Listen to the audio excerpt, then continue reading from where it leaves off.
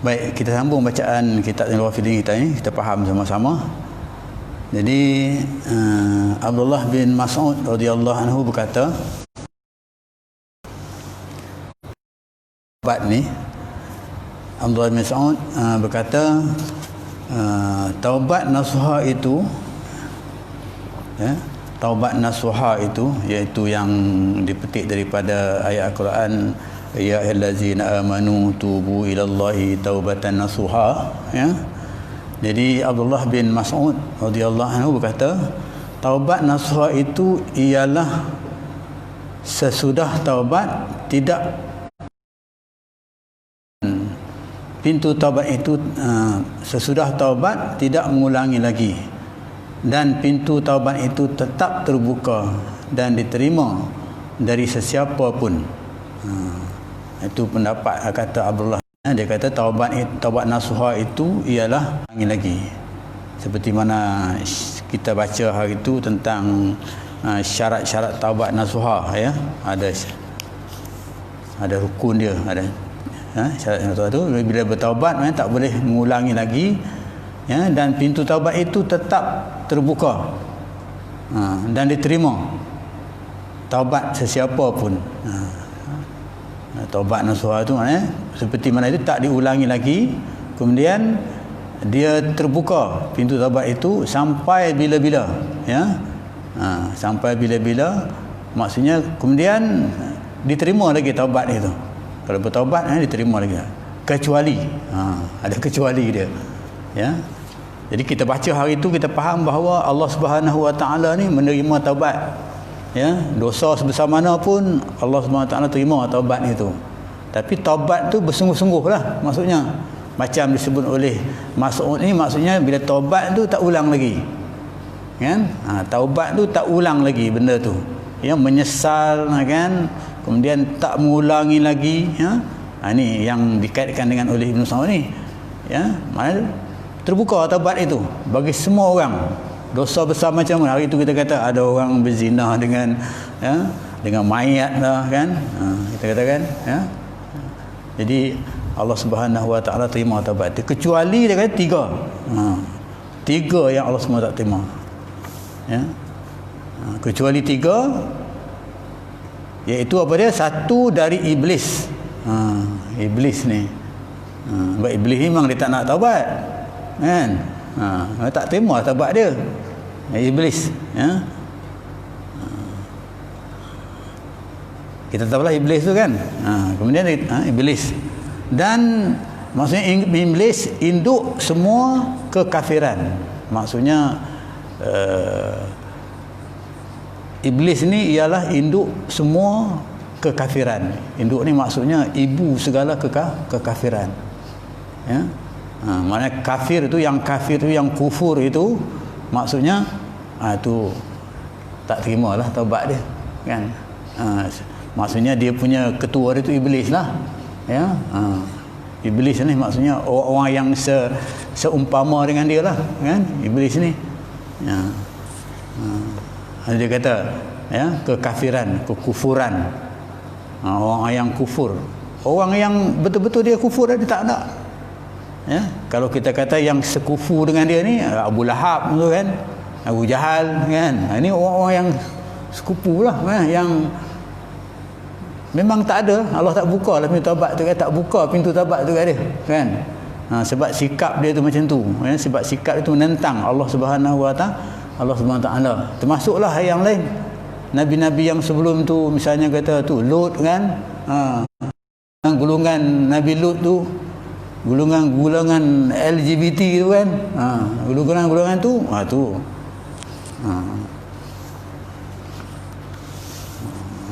mereka ni memang tak nak taubat pun, kita tahu mereka tak nak taubat, itu dia kata yang pertama, golongan yang pertama ni. Kemudian yang kedua dia kata Qabil, induk dari semua yang ni, yang sial ini, itu puncanya, iaitu induknya ialah Qabil, orang yang sesama dengan dia lah. Qabil ni, siapa dia Qabil? Anak Nabi Adam, ya. Qabil ni anak Nabi Adam, ya, yang sulung, anak Nabi Adam yang sulung, ya. Qabil dengan Habil, kita tahu cerita ni, ya. Qabil ni bunuh adik dia Habil. Itu kira pembunuhan ni maksudnya tak ada. Maksudnya kalau pembunuhan yang maksudnya tu engkar perintah Allah Subhanahu Taala yang menyebabkan dia boleh bunuh, ya, Allah kata janganlah buat benda tu, dia bunuh, dia buat juga. Mana kata ini gulungan-gulungan yang mana kata yang padanya Allah tak buka pintu taubat bagi dia, kan. Taubat tu luas, ya, seluas kita katakan pintunya terluas, ya, seluas langit dan bumi ni kita katakan, ya. Tapi ya bagi mereka ini yang sial ini, maksudnya yang orang Yahudi juga boleh digulungkan juga, ya. Orang Yahudi yang bukan setakat dahulu lah, zaman Nabi Nabi Musa kan kita katakan, ni zaman hari ni pun, ya, orang Yahudi, ataupun bukan orang Yahudi, orang yang mengaku Islam tapi sikapnya macam Yahudi kan, serupa juga lah.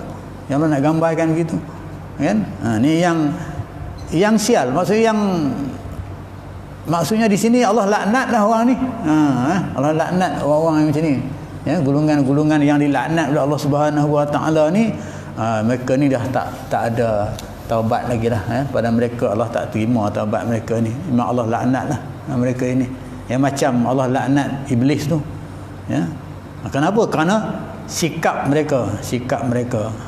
Contohnya Qabil, Allah kata jangan, ya, Allah kata jangan kahwinlah dengan pasangan adik kamu tu walaupun tak cantik, ya, tapi dia tak nak, ya, dia nak kahwin dengan pasangan dia juga tu, pasangan yang keluar sama dengan dia tu cantik, tapi pasangan yang keluar dengan dia tu patutnya dalam syariat ketika itu Allah perintahkan supaya kahwin dengan Habil, iaitu adik dia.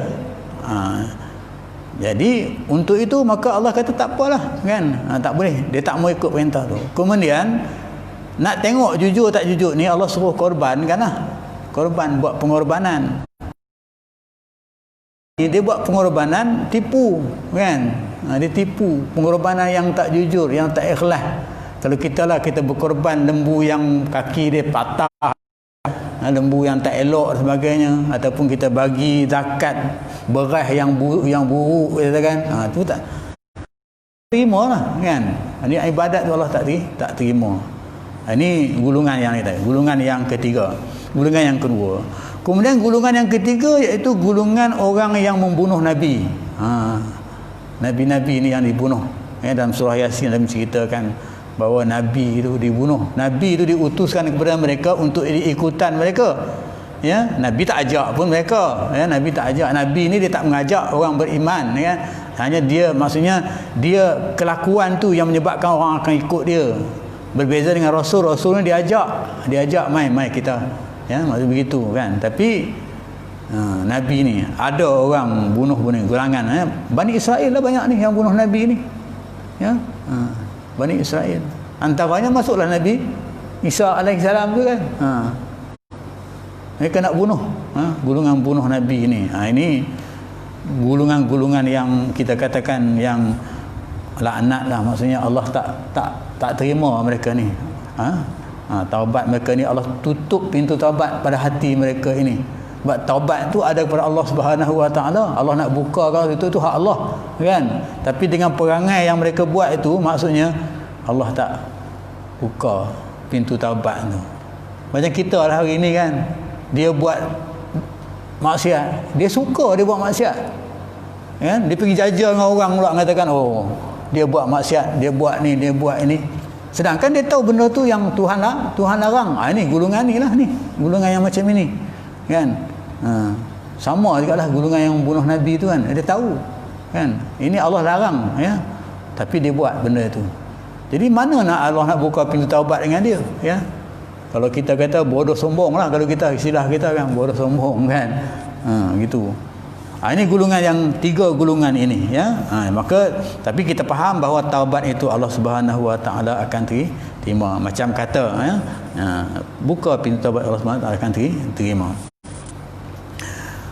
Sedangkan dia kata, ya, sedangkan, ya, maksudnya sedangkan pintu taubat itu, kata Abdullah bin Mas'ud, ya, di sebelah barat lebarnya sekitar perjalanan 40 tahun. Besar pintu taubat tu, sebelah barat, kan, 40 tahun perjalanan. Kemudian di sebelah timur lagi, kan, begitu keadaan.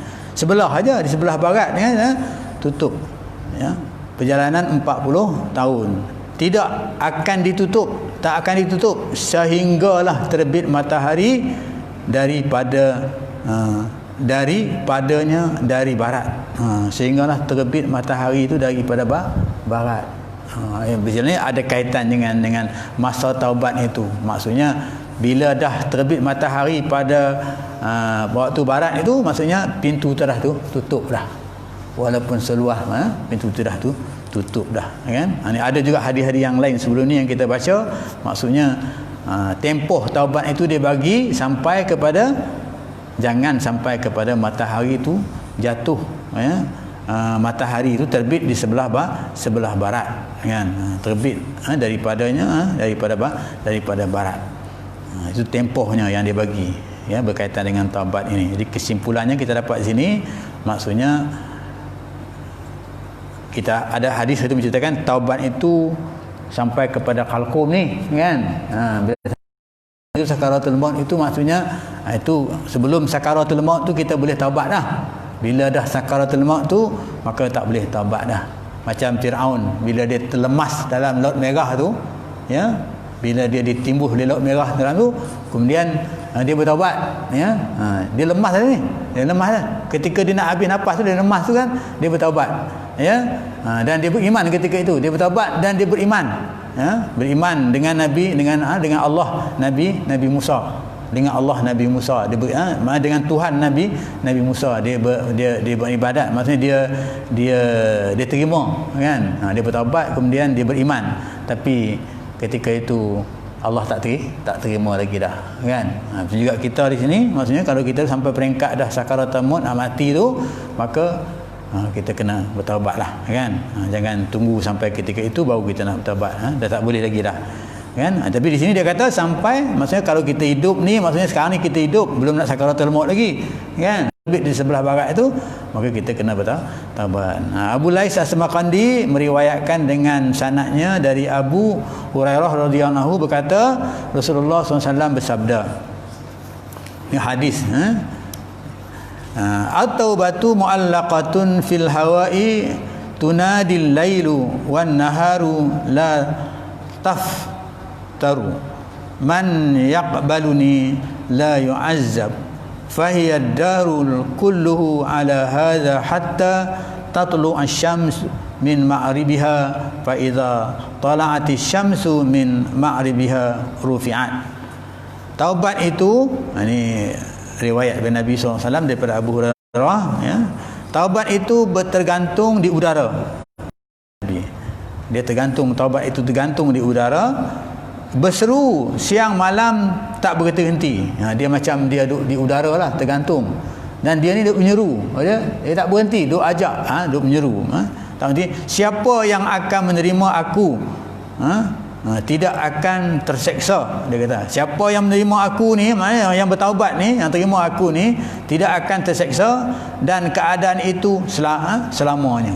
Maksudnya dia tak akan, bila dia bertaubat tu dia tak akan terseksa, dan keadaan tak terseksa, keadaan dia tak terseksa itu sepanjang selama-lamanya. Tu taubat tu digambarkan, dia dikatakan tergantung, dan dia menyeru-nyeru, ya, menyeru-nyeru, dia kata, ya.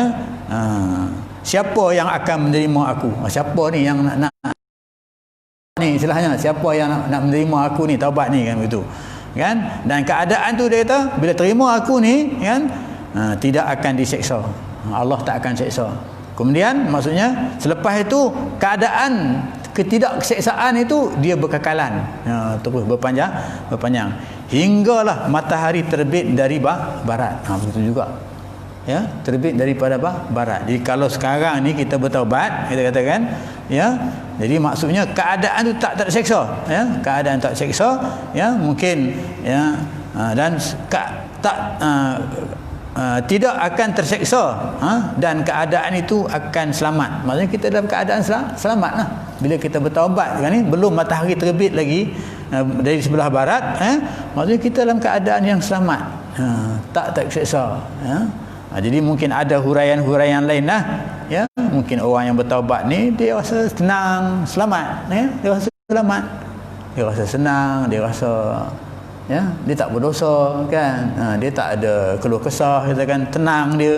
Jadi ini yang dikatakan maksudnya, mungkin diterjemahkan dalam maksud itu wallahualam, kita tak tahulah, tapi pada pandangan kita begitulah. Bila maksud selamat ni, selamat dunia kita lah, macam kita baca doa Rabbana atina fid dunya kan, hasanah kan, itu mungkin selamat di sini maksudnya bila kita bertaubat ni kita selamat di dunia, ya, selamat, ya, kita selamat ni maknanya mungkin keselamatan itu mungkin kita baca dalam fadilat taubat, nanti kita akan jumpa kan, orang taubat tu akan ada apa, akan dapat apa mereka itu, ya, mereka akan dapat daripada Allah berapa. Sebelum ni kita dah baca rasanya, ya, daripada Allah dia dapat 4, daripada manusia dia dapat 4 kelebihan bagi orang yang bertaubat. Jadi dia tak terseksa, dia rasa tenang, ya.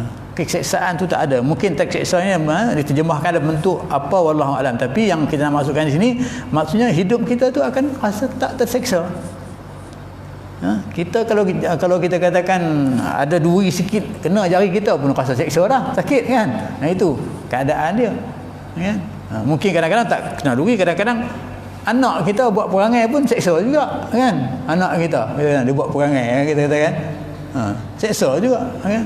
Mungkin bukan anak kita, mungkin isteri kita buat perangai kan, serupa juga, seksa juga kan. Begitu keadaan dia. Jadi bergantunglah keadaan yang dimaksudkan ni bagaimana, ya, yang dimaksudkan. Tapi dapat kita faham di sini maksudnya selamat ini keseluruhannya selamat. Maksudnya keseluruhannya itu tidak akan terseksa. Terseksa ni maksudnya kadang-kadang ada orang tu dia berhutang, seksa juga nak bayar hutang ni, kan. Jadi selamat dia kerana tak berhutang, kan.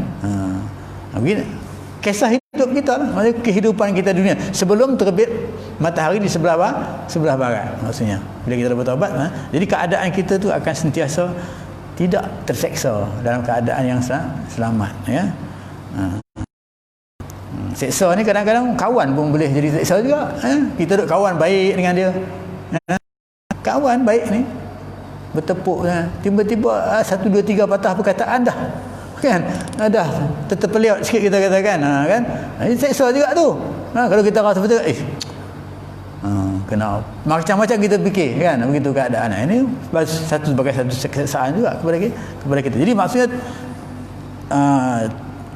kalau kita nak ni terlalu luas lah maksudnya di sini, kan. Tapi yang pentingnya orang yang bertaubat itu pasti selamat, ya, selamat sampai di dunia dia selamat, di akhirat pun dia selamat.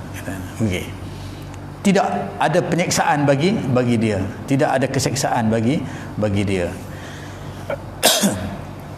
Baik, semua keterangan ini, ya, maksudnya menganjurkan supaya bertaubat. Semua apa yang kita baca daripada atas tadi itu menganjurkan kita bertaubat, dan siapa yang bertaubat akan diterima taubatnya sebagaimana firman Allah Subhanahu Wa Taala, kan. Jadi siapa yang bertaubat tu, maksudnya di sini apa cerita pun hadis yang sebutkan Nabi tu maksudnya nak supaya kita ni bertaubat, ya.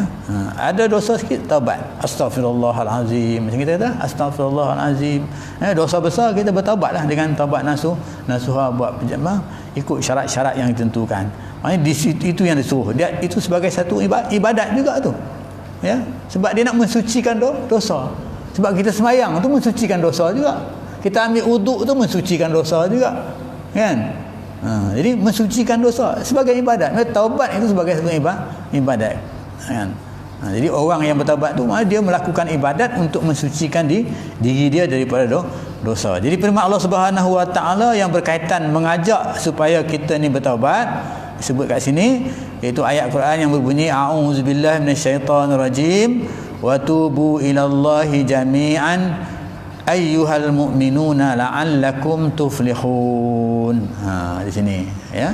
Apa dia kata? Dan taubatlah kamu semua hai orang-orang mukmin, orang-orang yang beriman, wa tubu ilallahi jami'an ayyuhal mu'minun, wahai orang-orang yang beriman. Jadi orang yang beriman itu antara ibadatnya iaitu bertaubat, iaitu astaghfirullahalazim, astaghfirullahalazim, itu antara ibadat dia.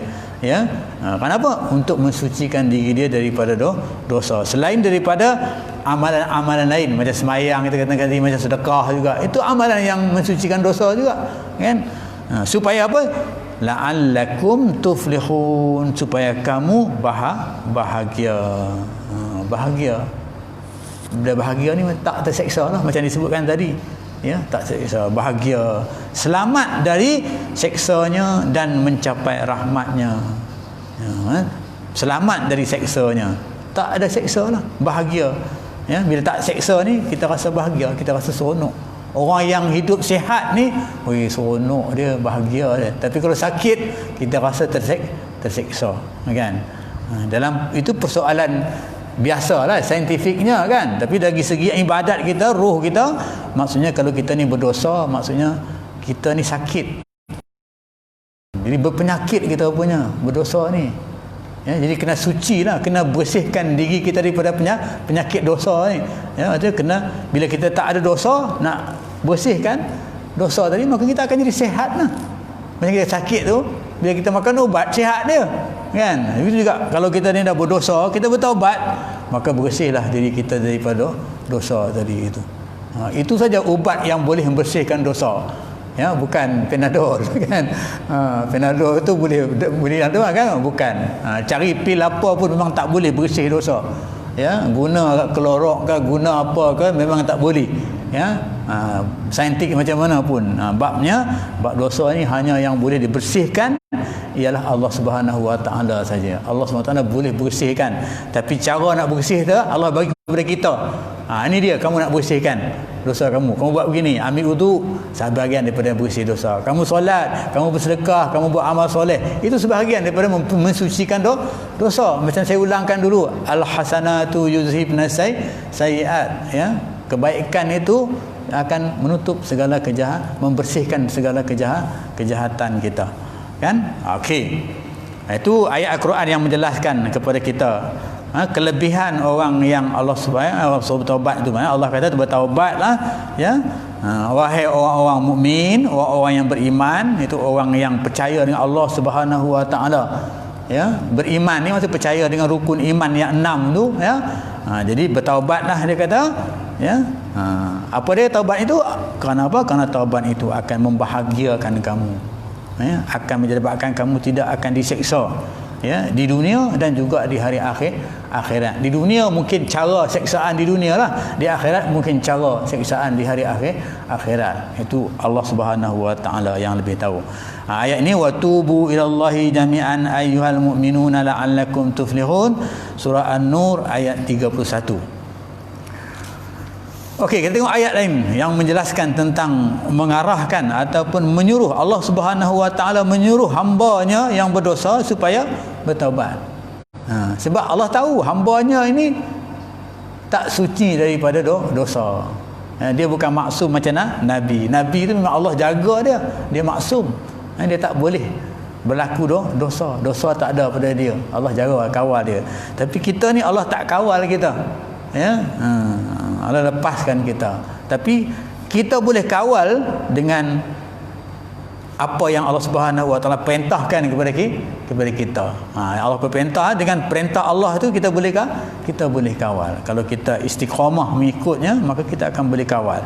Jadi ayat yang lain yang menjelaskan supaya kita taubat ini, iaitu a'udzubillahi minasyaitonirrajim, ya ayyuhallazina amanu tubu ilallahi taubatan nasuha, asa rabbukum an yukaffir ankum sayyi'atikum wa yudkhilakum jannatin tajri min tahtihal anhar. Maksudnya, artinya, wahai orang-orang yang beriman, ya allazina amanu, tubu ilallahi taubatan nasuha, bertaubatlah kamu kepada Allah dengan taubat nasuha. Itu yang disebutkan oleh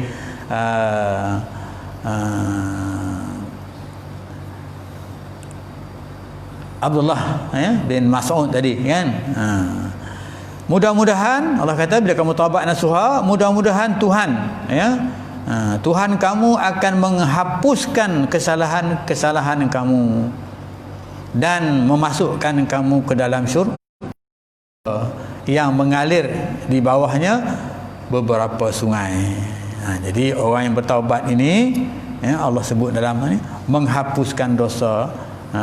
Bertaubat kamu akan dimasukkan ke dalam syurga, dan digambarkan syurga itu mengalir di dalamnya beberapa sungai, beberapa sungai yang mengalir dalamnya. Sebab gambaran syurga ini, kalau kita orang Melayu ni digambarkan dengan sungai ni biasa, kita tengok sungai kan, sungai banyak kan.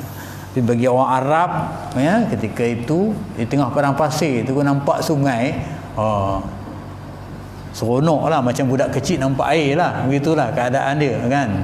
Seronoknya. Jadi digambarkan syurga tu macam itu, tempat kita berseronok-seronok, tempat kita berseronok-seronok. Digambarkan kalau orang Arab tu di Mekah tu kalau ada sungai, mereka ni seronok kan. Tempat-tempat yang kalau kita lah pergi berkelah dan sebagainya, tempat-tempat yang air mengalir kan, dengar bunyian air mengalir dan sebagainya, ini tempat yang cantik lah, digambarkan syurga tu macam itu. Bagi siapa? Bagi mereka yang bertaubat dengan taubat nasuha. Nak jelaskan kepada kita bahawa orang yang taubat itu jaminannya syurga. Tapi taubat sungguh-sungguh lah maksudnya, taubat sungguh-sungguh, macam kita katakan Abu Lubabah tu kan, bila dia buat masjid macam dia nak kifarat badan, nak kifaratkan diri dia, nak ni kan, dia kata dia rasa berdosa sangat ni, bersalah sangat, dia nak bertaubat, sampailah Allah Subhanahu Wa Taala terima taubat dia kan, begitu, ataupun Nabi terima kan, begitu kan. Tapi akhirnya turun ayat Al-Quran kerana bersungguh-sungguh dia tu nak bertaubat tu, nak bersucikan dosa dia tu yang dia silap. Bukan dosanya banyak pun, dosanya dia hanya cakap mendahului Nabi saja kan. Kita katakan mendahului Nabi saja, dia rasa dia dah dengan Nabi begitu kan. Tapi dia rasa bersalah sangat dah, dia bersih, dia rasa dia nak bersih dia. Jadi akhirnya turun ayat Al-Quran yang mengampunkan dia kerana dia bersungguh-sungguh nak bertaubat kan. Jadi maknanya kesungguhan benar tu, tubu ilallahi taubatan nasuha. Taubatan nasuha ni mana taubat yang sungguh-sungguh lah kalau kita faham. Nasuha, taubatan nasuha tu ada syarat dia kan, ada 1, 2, 3, 4 kan, ada syarat dia tu. Kemudian mengikut syarat-syarat itu, maknanya bersungguh-sungguh lah maksudnya. Manusia ni kadang-kadang ikut syarat pun tak mau juga dia kan. Berjanji lah apa ni, berjanji dah ni, okey, tak mau juga mungkin janji kan, itu manusia. Maknanya di sini komitmen dia sungguh. Okey, itu ayat yang kedua yang menceritakan Allah Subhanahu Wa Taala sangat-sangat minta lah merayu kepada kita. Allah ni lantak hang lah kalau kita katakan. Allah boleh kata macam tu kan, tapi Allah tu bukan macam kita ni, boleh kata lantak hang lah, hang nak buat apa buat lah kan. Tapi kita tak, tapi Allah tak. Allah dia sayang, dia panggil dengan baik, dia pujuk dengan baik, dia rayu dengan baik, dengan tujuan nak selamatkan kita supaya kita ni bertaubat. Kenapa taubat tu dia bagi tahu? Orang yang taubat ni tadi kita dapat, kalau dia taubat dia akan bahagia, dia tak akan terseksa hidup dia kan, dunia dan juga akhirat. Kemudian dia bertaubat bersungguh-sungguh, Allah terima taubat dia, tempat dia Allah jamin dah syurga. Yang sebutkan ni taubatan nasuha tadi, maknanya jannatin tajri min tahtiha al-anhar, Allah jamin dah syurga tu. Kalau orang kata pasal apa hang tak mau pi sangat ni kan, Benda tu dah elok lah kita kata kan. Kenapa sangat tak nak ikut? Tu degil lah kita kata kan. Istilahnya degil lah kan. Okey, sesungguhnya taubat itu pembuka dari segala kebaikan. Taubat itu pembuka dari segala kebaikan. Maknanya kita bertaubat ni maksudnya kita tu menuju ke arah kebaikan. Ya, seseorang manusia tu kalau dia bertaubat, orang yang beriman tu kalau dia sentiasa dalam astaghfirullahalazim, astaghfirullahalazim, bertaubat dengan Allah SWT dengan dosa dia, ingat dosa dia tu bertaubat, ingat dosa taubat, maka maksudnya di sini itu pembuka dari segala kebaikan dia tu.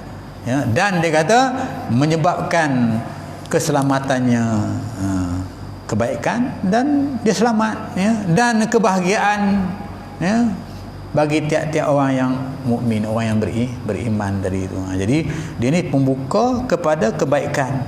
Jadi nak mendapat dikatakan orang mukmin yang beriman itu maksudnya, yang dikatakan orang Islam yang beriman itu, mukmin itu maksudnya dia buat kebaikan. Berimanlah, ya, maknanya berbuat kebaikan. Antara kebaikan yang dia buat ialah dia taubat, kan. Itu antaranya kebaikan. Ya, dikatakan orang yang mukmin itu ialah orang yang buat kebaikan. Tak ada buat kejahatan. Tapi sayanglah hari ni ramai kadang-kadang kita tengok orang mukmin kadang-kadang buat kejahatan. Ya. Maki hang, kan. Banyaklah kita tengok, ya. Ini kita tengok hari ni lah berlaku banyak. Ni hadis Nabi ada sebutlah, kita kata bila berlaku di akhir zaman akan berlaku beginilah. Ini akhir zaman lah, ya, akan berlaku begitu, ya, akan berlaku kepada manusia tu begitu di akhir zaman, ya. Tak meletak di tempat yang sewajarnya, ya. Yang baik dikata jahat, yang jahat dikata baik, ya, begitulah, terbalik, ya. Tunggang langgang ya, terbalik begitu. Ada huru-hara lah tu. Huru-hara dalam akhir zaman lah. Ya, kalau dunia, kalau kita katakan kiamat pun, nak berlaku kiamat tu dia huru-hara lah. Huru-hara. Ya. Berlaku huru-hara, kan. Jadi akhir zaman ni maksudnya bagi manusia tu huru-haranya begitu, kan.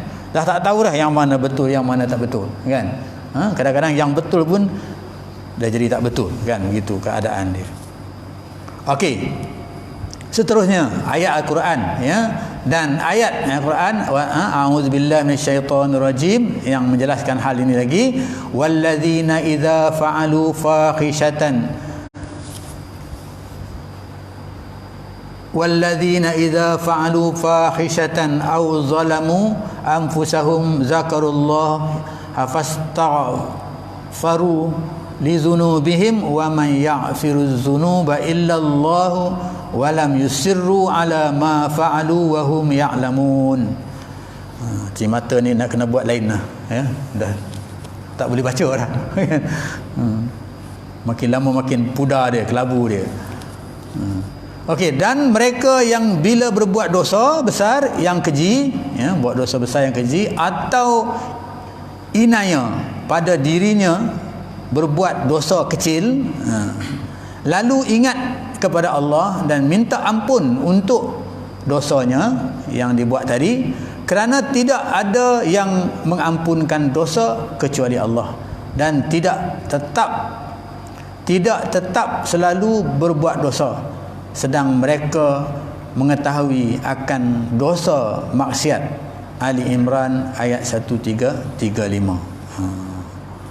Saya ulang balik, dan mereka yang bila berbuat dosa besar yang keji atau inaya pada dirinya dengan berbuat dosa kecil, lalu ingat Allah dan minta ampun untuk dosanya. Dia ingat, dia buat dosa besar ke dosa kecil ke, dia ingat Allah, kemudian dia minta ampun, kerana tidak ada yang mengampun dosa kecuali Allah. Allah saja yang mengampun. Sebab tu dia kena minta dengan Allah, dan tidak tetap buat dosa keadaan sedang mereka mengetahui akan dosa maksiat maksudnya, sedangkan dia buat tu dia tahu itu merupakan satu dosa maksiat. Itu ayat yang menjelaskan, ya. Dan seterusnya Sa'id bin Abi Burdah. Sa'id bin Abi Burdah meriwayatkan dari ayahnya, dari neneknya berkata, Nabi SAW bersabda, inni lastaghfirullah wa atubu ya ayuhan nasu tubu ilallahi fa inni atubu ilaih fi yaumil wal lailati mi'ata marrah. Ni kita sebut selalu hari itu. Sesungguhnya saya membaca astaghfir, minta ampun dan taubat tiap hari 100 kali. Ini kata Nabi, hadis Nabi. Di lain riwayat yang lain dia kata, hai manusia, taubatlah kamu dengan Allah, bertaubatlah kamu dengan Allah, kata Nabi. Maka saya bertaubat. Sedangkan dia kata, saya ni bertaubat kepada Allah, astaghfir dengan Allah sehari semalam 100 kali. Ini hadis yang menjelaskan. Jadi Nabi dia astaghfir, dia bagi tahu dia astaghfir ataupun dia mensucikan diri, istilahnya astaghfir dosa sebanyak 100 kali, satu hari satu malam. Walaupun Nabi itu tak berdosa.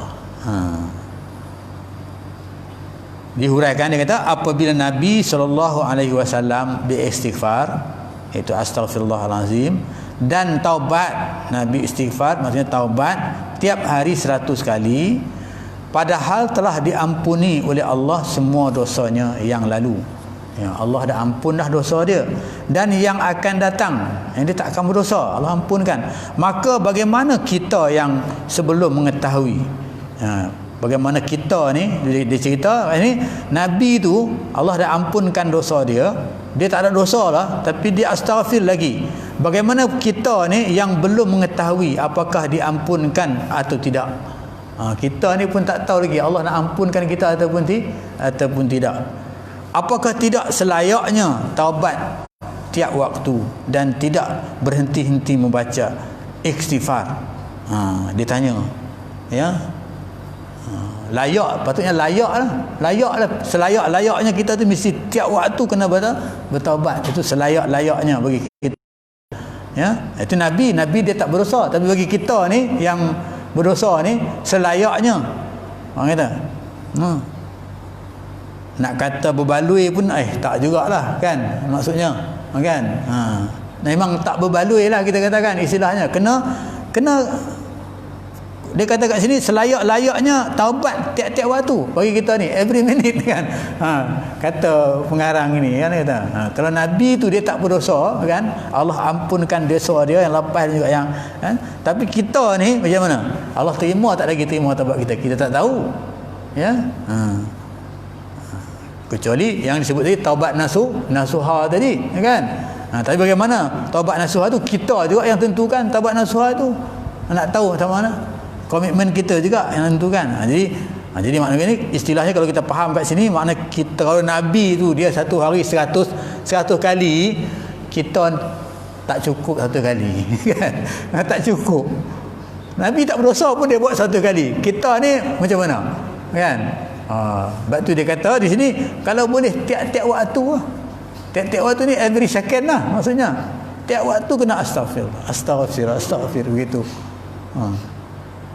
Itu pun belum tentu lagi kata dia, kan. Allah terima tak terima kan.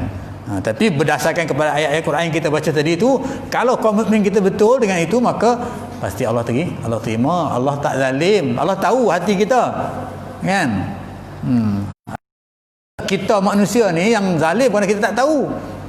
Kita menghukum orang tu tak tahu, kan. Ikut kepandaian kita ataupun ikut pengetahuan kita saja. Pengetahuan kita tu limited, kan. Sedangkan pengetahuan Allah tu sangat luas, kan, di sini.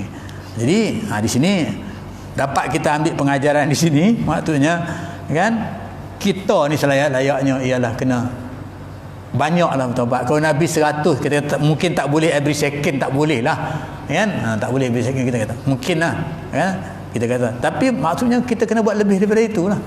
100 kali, mungkin 200-300 kali, mungkin kita kena buat lebih daripada itu. Itu selayaknya, sepatutnya, ya. Selayaknya bagi kita ni lebih daripada 100. Sebab dosa kita apa? Banyak di sini.